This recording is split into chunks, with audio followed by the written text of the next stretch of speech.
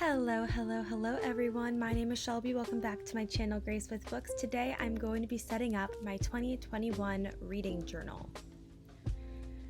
Much like last year, this year I chose an Archer and Olive journal. I absolutely love their designs and their pages and the coloring of it. I used this last year and I'm obsessed with it. This year I chose the A5 Moon Phases with Silver Edges dot grid notebook. It has about 160 pages and I'm just super excited to do my bullet journaling in it this year. The first spread I'm going to be doing today is my grid spacing cheat sheet. I used this spread a lot in 2020. Basically, it numbers all of the lines on one page of your bullet journal, and it allows you to see how many spaces you need to create grids of 3 or 4 or 2. It also allows me to see where are the halfway points, both vertically and horizontally. This is once again just an extremely useful spread that I can easily turn back to when I'm creating different monthly spreads or weekly spreads, and it's just super time consuming to do, but once again just extremely helpful. So as you can see right now, I'm just creating the halfway points through the 13th and 14th spaces for the vertical one and the 19th and 20th spaces for the horizontal one. I'm also just quickly marking off the areas for the grids for the thirds and quarters, both vertically and horizontally, just so I have a really easy way to look back and know exactly how many dots I need to do to get that symmetry. The final thing I really have to do is erase all my pencil marks. As you can see, probably I sketched everything out because I'm not the kind of person who can just go in freehand in a new journal. Everything has been already spaced and printed out before I even go into it with the pen, just because that's the kind of journaler I am. And I just did the little grid spacing title in the corner, and that's really it for this first page.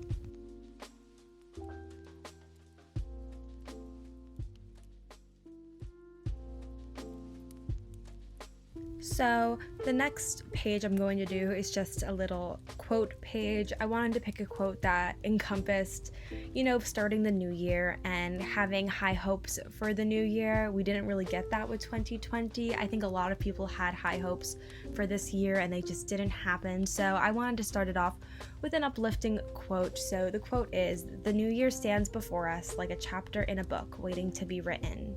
And that is by Melody Beattie. I don't really know who she is. I honestly just found this quote on Google, but I liked that it involved chapters and books because that very much fits in the theme with my reading journal. And I just wanted to kind of make it a cute, fun, uplifting quote. I wanted the quote itself to pop on the page, which is why I did some different fonts, and I'm really happy with the way it turned out.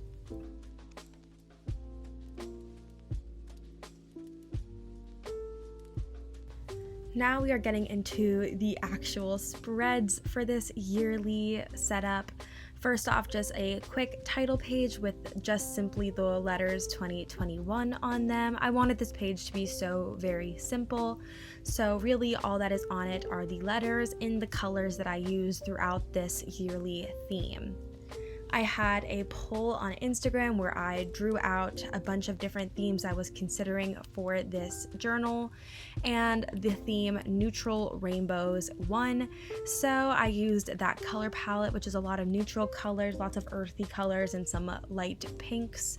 And I just also drew a bunch of rainbows throughout this spread, and that is just kind of the theme. But just for this title page, I wanted to be super simple, just the numbers, just the colors, because I think it's nice to start simple, and then if I want to add on later, I always can.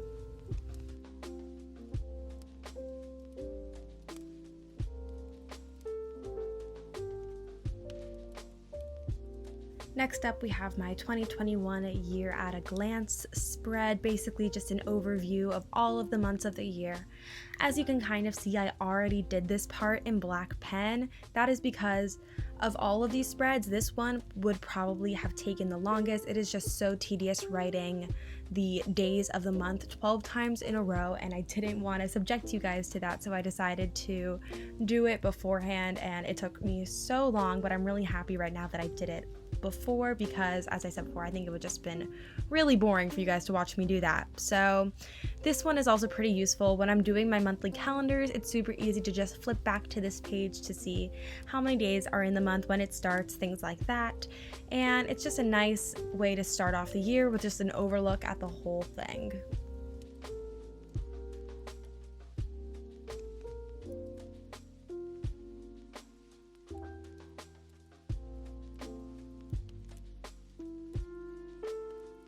This next spread is one that is obviously a staple in any reading journal, and that is the bookshelf. So this 2-page spread will contain all of the titles that I read throughout the year of 2021.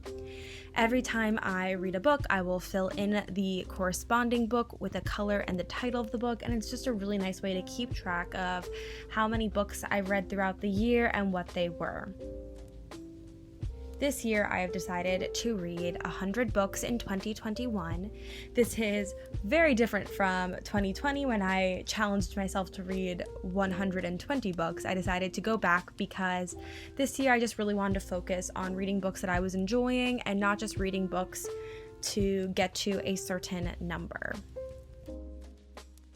Also, instead of filling up all of the bookshelves on this page, I decided to leave the last shelf with a bunch of empty spaces that allows me to add books as I get closer to the end of the year, which I haven't done in the past. Usually I end up reading my goal and that's it, but this year I just wanted to leave myself a little extra space in case I did make it way over my reading goal.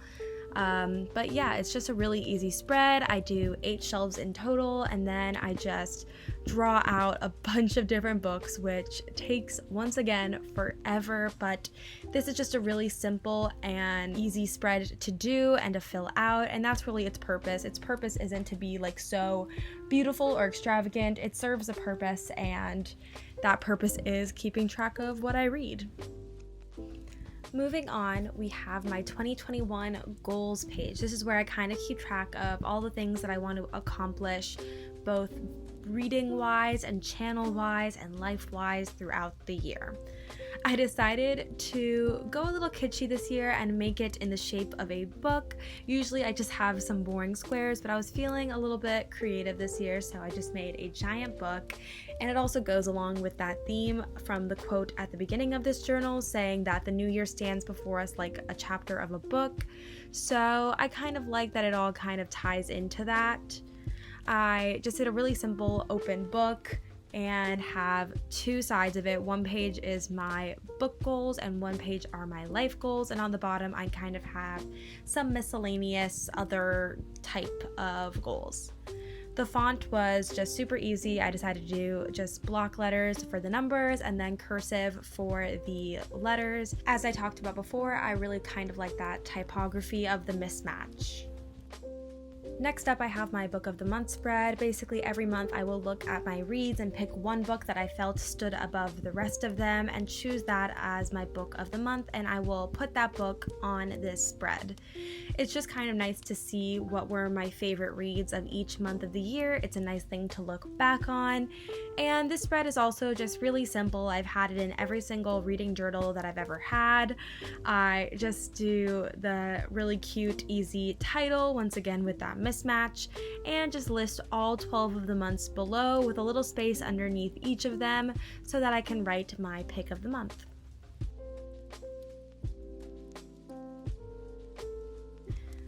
The next spread is my anticipated read spread. This is one that I added probably halfway through 2020 just to keep track of all the books that I'm looking forward to throughout the year.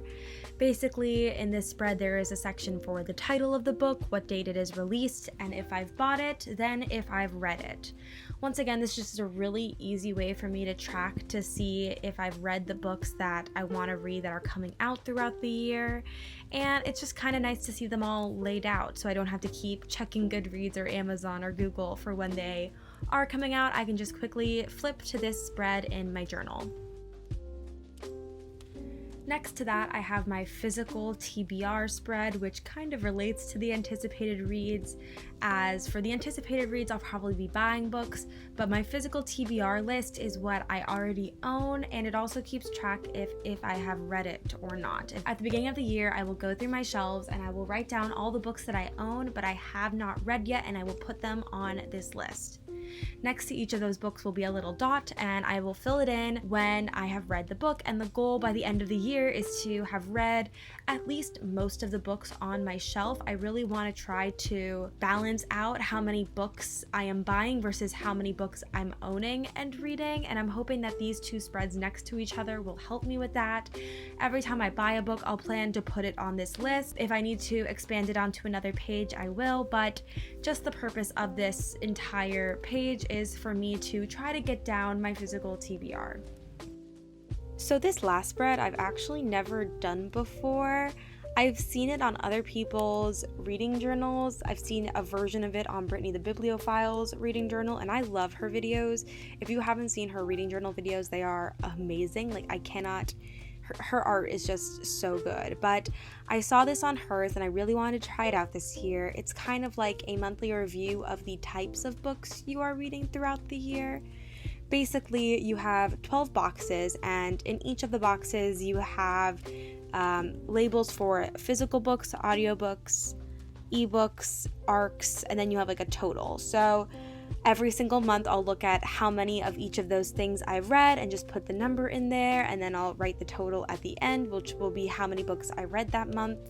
And this is just a really nice way to see all of your books and the types of things that you've read throughout the month on one page. Usually I do these things on a month by month basis, so you can only see that month's version of this, but I kind of like that you'll have a huge overview at the end of the year, and that'll definitely make it easier for me at the end of 2021 to kind of look back at my reading habits and just reflect on them.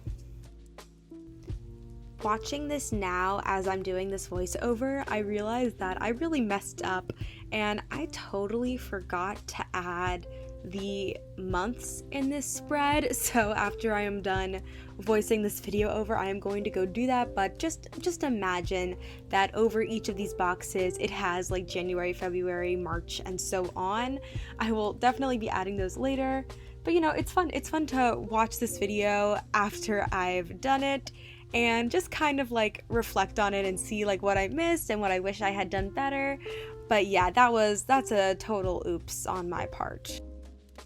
So now we're going to move on to the much anticipated flip through. As you can see, I went back in and I added all of the neutral rainbows that I didn't do during my initial planning of this spread. I was so focused on getting all the fonts and colors right, I totally forgot to add the little accents and the little details. So I went back in this time and I did all of the rainbows, and I just cleared a few more things up in all the spreads, and I'm really happy with how it turned out. It's very neutral, very calming. I definitely want a calm and organized start to 2021, and I'm just really happy with how it all turned out, and I am so excited for January 1st when I can start using it. I've been bullet journaling regularly for about 3 years now, and when I say that it has made such an impact on my life, I am not lying. First off, just sitting down every month to just draw and know that no one's going to judge it or no one's going to critique my art is just such a good feeling. So I just get to sit down and just express myself, and it has also made me a more thoughtful reader, a more thoughtful reviewer, and I've just found myself so calm and so organized since beginning bullet journaling. I hope you guys enjoyed this video as much as I enjoyed making it for you. If you guys liked it, please don't forget to like, subscribe, and comment. Hit the notification bell to get updates on when I post. I post every single Monday, and it really helps support my channel, and I will see you guys in my next video. Thank you so much and have an amazing day.